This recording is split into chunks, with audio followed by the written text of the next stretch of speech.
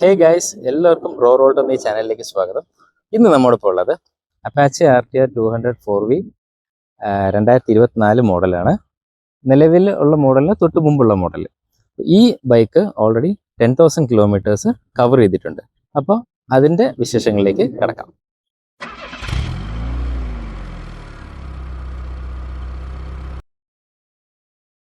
അപ്പോൾ എങ്ങനെയുണ്ട് RTR 200?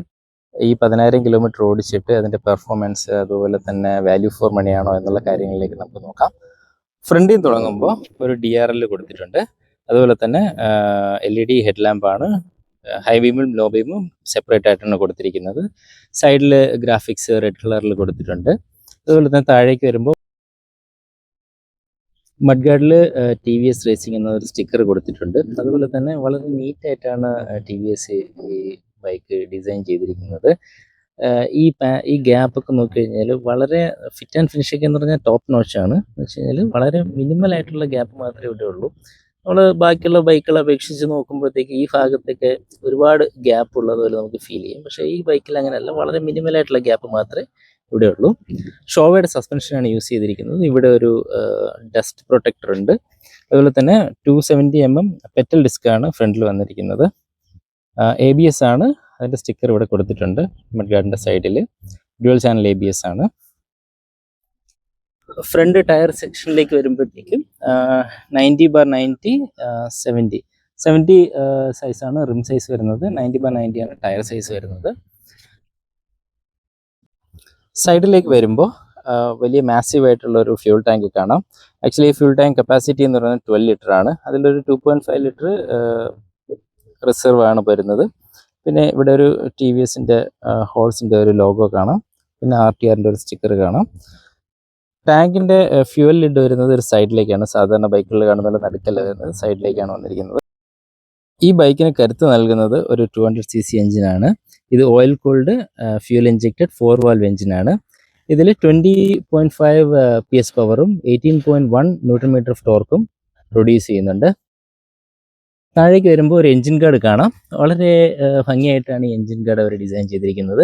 അതിലൊരു RT സ്ലിപ്പർ ക്ലച്ച് എന്ന് പറഞ്ഞ ഒരു സ്റ്റിക്കർ കാണാം. പുറകിലേക്ക് വരുമ്പോൾ റിയർ സസ്പെൻഷൻ കാണാം. ഇത് ഷോവയുടെ തന്നെ സസ്പെൻഷനാണ്. നമുക്ക് അഡ്ജസ്റ്റ് ചെയ്യാൻ പറ്റുന്ന രീതിയിലുള്ള സസ്പെൻഷൻ. പിന്നെ ഇതിൻ്റെ സൈലൻസർ, ആക്ച്വലി ഈ ബൈക്കിൽ മറ്റൊരു ഭംഗിയായിട്ട് ഡിസൈൻ ചെയ്തിരിക്കുന്ന ഒരു എലമെൻ്റാണ് ഈ സൈലൻസർ. അതുപോലെ തന്നെ ഇതിൻ്റെ സൗണ്ടും അടിപൊളിയാണ്. പുറകിലേക്ക് വരുമ്പോൾ ഒരു ടയർ ഹഗ്ഗർ കാണാം. ആക്ച്വലി ഈ ടയർ ഹഗ്ഗർ മാറ്റിക്കഴിഞ്ഞാൽ ഈ വണ്ടിക്ക് വേറൊരു പ്രത്യേക ലുക്കാണ്. പ്രാക്ടിക്കലി നോക്കുമ്പോൾ ഈ ടയർ ഹഗ്ഗർ ഉണ്ടെന്നുണ്ടെങ്കിൽ മഴയത്ത് ചെളിയൊന്നും തെറിക്കില്ല. പിന്നെ ടയർ സൈസിലേക്ക് വരുമ്പോൾ 130/70 R17 17 ആണ് റിം സൈസ് വരുന്നത്. ടയർ സൈസ് വരുന്നത് 130/70 ആണ്. പുറകിലെ ഡിസ്ക് ബ്രേക്ക് എന്ന് പറഞ്ഞാൽ 240 mm ആണ് വരുന്നത്. അതും പെറ്റൽ ഡിസ്ക് തന്നെയാണ്. പുറകിലേക്ക് വരുമ്പോൾ LED ടെയിൽ ലാമ്പ് കാണാം. ഇൻഡിക്കേറ്റേഴ്സ് LED അല്ല, ഹാലജൻ ആണ്. അതുപോലെ തന്നെ ഒരു റെഡ് റിഫ്ലക്ടറും ബാക്കിൽ കൊടുത്തിട്ടുണ്ട്. സീറ്റിലേക്ക് വരുമ്പോൾ സീറ്റ് ഹൈറ്റ് എന്ന് പറയുന്നത് 800 mm ആണ്. ആക്ച്വലി എനിക്ക് പ്ലാന്റഡ് ഫുഡാണ്. ഞാൻ 5.9 ആണ് എൻ്റെ ഹൈറ്റ്. റൈഡറിന് വളരെ വീതിയും നീളമുള്ളൊരു സീറ്റാണ് കൊടുത്തിരിക്കുന്നത്. ആക്ച്വലി കുറച്ച് സ്പോർട്ടി ആയിട്ടൊക്കെ ഓടിക്കണമെന്നുണ്ടെങ്കിൽ കുറച്ച് പുറകിലോട്ട് ഇറങ്ങിയിരുന്നു കഴിഞ്ഞാൽ നല്ല രീതിയിൽ സ്പോർട്ടി ആയിട്ട് ഓടിക്കാൻ പറ്റും. കംഫർട്ടബിളും ആണ്. അതുപോലെ തന്നെ പുറകിലത്തെ സീറ്റ് എന്ന് പറഞ്ഞു കഴിഞ്ഞാൽ ഷോർട്ട് ട്രിപ്സൊക്കെ ഓക്കെയാണ്. ലോങ്ങിന് ഞാൻ അധികം സജസ്റ്റ് ചെയ്യുന്നില്ല. ഡീസൻ്റ് ആയിട്ടിരിക്കാം എന്ന് മാത്രമേ പറയാൻ പറ്റുള്ളൂ. ബാക്കിലൊരു ഗ്രാബ് റെയിൽ കൊടുത്തിട്ടുണ്ട്. അത് സ്ട്രോങ് ആണ്. ആക്ച്വലി സൈഡിലൊരു സ്റ്റിക്കർ കൊടുത്തിട്ടുണ്ട് RTR 200 4V. നല്ല വിസിബിലിറ്റി ഉള്ള മിറേഴ്സാണ് ഈ ബൈക്കിന് കൊടുത്തിരിക്കുന്നത്. അഡ്ജസ്റ്റബിൾ ലിവേഴ്സ് ആണ് ബ്രേക്കിനും ഫ്രണ്ട് ബ്രേക്കിനും അതുപോലെ തന്നെ ക്ലച്ചിനും കൊടുത്തിരിക്കുന്നത്. ഹാൻഡിൽ ബാറും സ്പ്ലിറ്റ് ഹാൻഡിൽ ബാറാണ് കൊടുത്തിരിക്കുന്നത്. സ്വിച്ചസ് നോക്കുമ്പോൾ നല്ല ക്വാളിറ്റി ഉള്ള സ്വിച്ചസ് ആണ്. ഇത് കിൽ സ്വിച്ച് ആണ്. അതുപോലെ തന്നെ ഇത് മോഡ് സെലക്ട് ചെയ്യാനുള്ളതാണ്. പിന്നെ ഹെഡ്ലൈറ്റിൻ്റെ ഓൺ ഓഫ്, സ്റ്റാർട്ട് ബട്ടൺ. അതുപോലെ തന്നെ ഈ സൈഡിലേക്ക് വരുമ്പോഴത്തേക്കും ഈ ഭാഗത്തായിട്ട് പാസ് കീ വരുന്നുണ്ട്. പിന്നെ ഹൈ ബീം, ലോ ബീം, പിന്നെ ഐ ബട്ടൺ, അതുപോലെ തന്നെ ഇൻഡിക്കേറ്റേഴ്സ്, പിന്നെ ഹോൺ. ഇൻസ്ട്രുമെൻറ്റ് ക്ലസ്റ്ററിലേക്ക് വരുമ്പോൾ ഒരു LCD ഡിസ്പ്ലേ ആണ് കൊടുത്തിരിക്കുന്നത്. അത്യാവശ്യം വേണ്ടുന്ന എല്ലാ ഇൻഫർമേഷൻസും ഇതിൽ ഇൻക്ലൂഡഡ് ആണ്. RPM മീറ്റർ, സ്പീഡോമീറ്റർ, അതുപോലെ തന്നെ gear position indicator, side stand indicator, odometer, trip A, trip B, time, fuel gauge. പിന്നെ ഇതിൽ 3 റൈഡിംഗ് മോഡാണ് വരുന്നത്: സ്പോർട്സ്, അർബൻ, പിന്നെ റെയിൻ. ഇതിനനുസരിച്ച് പവറിലും ABSൻ്റെ വർക്കിങ്ങിലും വേരിയേഷൻസ് വരും. വർഷങ്ങളായി മാർക്കറ്റിലുള്ള ബൈക്കാണ് RTR 200. ഇതിൻ്റെ മെയിൻ കോമ്പറ്റേറ്റേഴ്സ് എന്ന് പറയുന്നത് NS 200-ഉം അതുപോലെ തന്നെ ഡ്യൂക്ക് 200-ഉം ആണ്. അപ്പോൾ ഈ RTR 200-ൻ്റെ പോസിറ്റീവ് സൈഡും നെഗറ്റീവ് സൈഡും അതുപോലെ തന്നെ ഈ ബൈക്ക് വാല്യൂ ഫോർ മണിയാണോ എന്ന് നോക്കാം. എൻജിൻ വളരെ റിഫൈൻഡ് ആണ്. ലോ RPM പോലും നല്ല പുള്ളി ലഭിക്കും. അതുപോലെ തന്നെ സിറ്റി ട്രാഫിക്കിലും ഹൈവേ ക്രൂസിലും ഒരുപോലെ കംഫർട്ടബിളാണ്. 5 ഗിയേഴ്സാണ് വരുന്നത്. ഗിയേഴ്സ് എല്ലാം വളരെ സ്മൂത്താണ്. പിന്നെ ഈ ബൈക്കിൽ ഏറ്റവും നല്ല ഫീച്ചറിലൊന്നാണ് സ്ലിപ്പർ ക്ലച്ച്. ഹൈ സ്പീഡിൽ റൈഡ് ചെയ്യുമ്പോൾ പെട്ടെന്ന് ഗിയർ ഡൗൺ ചെയ്യേണ്ട സാഹചര്യം വന്നാൽ റിയൽ വീല് ലോക്ക് ആവാനുള്ള സാധ്യത സ്ലിപ്പർ ക്ലച്ച് കുറയ്ക്കുന്നു. അതുപോലെ തന്നെ ബൈക്ക് കൂടുതൽ സ്റ്റേബിളും ആയിരിക്കും. അഗ്രസീവ് റൈഡിങ് ഇഷ്ടപ്പെടുന്ന ആൾക്കാർക്ക് ഇതൊരു വലിയ അഡ്വാൻറ്റേജ് ആണ്.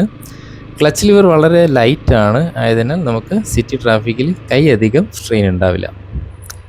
പിന്നെ RTRൽ ഡ്യുവൽ ചാനൽ ABS ആണ് വരുന്നത്. അതുപോലെ റിയൽ വീൽ ലിഫ്റ്റ് പ്രൊട്ടക്ഷൻ ഉണ്ട്. തന്നെ RLP എന്ന് പറയുന്നത് റിയൽ വീൽ ലിഫ്റ്റ് പ്രൊട്ടക്ഷൻ. അത് വളരെ നല്ലൊരു സേഫ്റ്റി ഫീച്ചറാണ്. എമർജൻസി ബ്രേക്കിംഗ് സമയത്ത് പിന്നിലെ വീല് ഉയരാനുള്ള സാധ്യത ഇത് കുറയ്ക്കുന്നു. അതുകൊണ്ട് തന്നെ നമുക്ക് ബ്രേക്കിംഗ് സമയത്ത് കൂടുതൽ കോൺഫിഡൻസ് ലഭിക്കുന്നു. പിന്നെ സസ്പെൻഷൻ ആൻഡ് ഹാൻഡ്ലിങ്ങിലേക്ക് വരുമ്പം ഫ്രണ്ട് ആൻഡ് റിയർ സസ്പെൻഷൻ ഷോവേഡയാണ്. കോർണറിങ്ങിലേക്ക് നല്ല സ്റ്റെബിലിറ്റിയാണ്. അതുപോലെ തന്നെ ഹൈ സ്പീഡിൽ നല്ല കോൺഫിഡൻസ് ലഭിക്കുന്നുണ്ട്.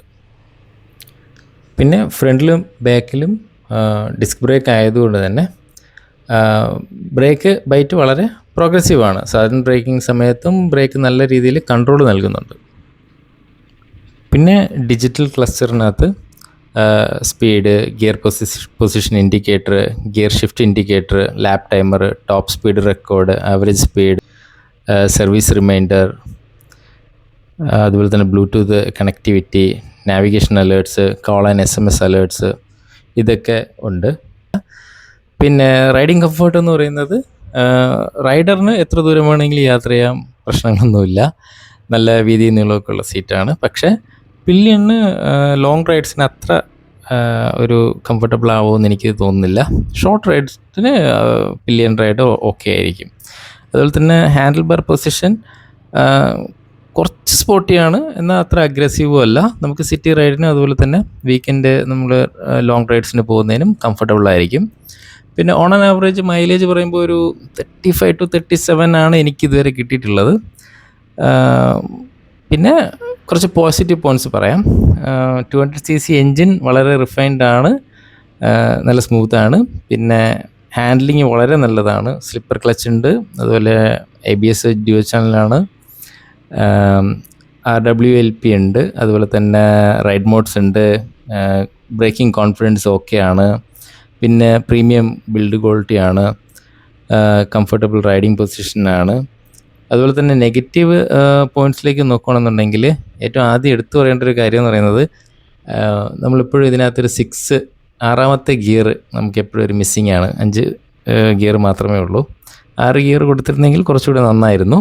അതുപോലെ തന്നെ ഹയർ RPMൽ നമുക്ക് ചെറിയ വൈബ്രേഷൻ ഹാൻഡിലും അതുപോലെ തന്നെ ഫുഡ് പെക്കിലും ഒക്കെ വരുന്നുണ്ട്. പിന്നെ മൈലേജ് പ്രധാനമായിട്ട് നോക്കുന്ന ആൾക്കാർക്ക് ഇതൊരു മികച്ച ചോയ്സ് ആയിരിക്കില്ല. പക്ഷേ പെർഫോമൻസ്, സേഫ്റ്റി, അതുപോലെ തന്നെ ഹാൻഡ്ലിങ്, ടെക്നോളജി, റൈഡിങ് എക്സ്പീരിയൻസ്, അതൊക്കെ നോക്കിയെടുക്കുന്ന ആൾക്കാർക്കാണെന്നുണ്ടെങ്കിൽ ഈ വണ്ടി ഒരു മികച്ച ചോയ്സ് ആയിരിക്കും. പിന്നെ സർവീസ് കോസ്റ്റിൻ്റെ കാര്യം വരുമ്പോൾ ഒരു സർവീസിൽ ഞാൻ AMC എടുത്തിട്ടുള്ളത് കൊണ്ട് എനിക്കൊരു 1300 to 1500 മാത്രമേ കോസ്റ്റ് വരുന്നുള്ളൂ. പിന്നെ RTR 200 ഉപയോഗിക്കുന്നവരുണ്ടെങ്കിൽ നിങ്ങളുടെ അഭിപ്രായം തീർച്ചയായും കമൻറ്റിൽ രേഖപ്പെടുത്തുക. വീഡിയോ നിങ്ങൾക്ക് ഇഷ്ടമായെന്ന് കരുതുന്നു. വീഡിയോ ഇഷ്ടമായെങ്കിൽ ലൈക്ക് ചെയ്യൂ, ഷെയർ ചെയ്യൂ, അതുപോലെ തന്നെ ചാനൽ സബ്സ്ക്രൈബ് ചെയ്യൂ. Thank you so much for watching this video. See you next time. Until, take care, ride safe.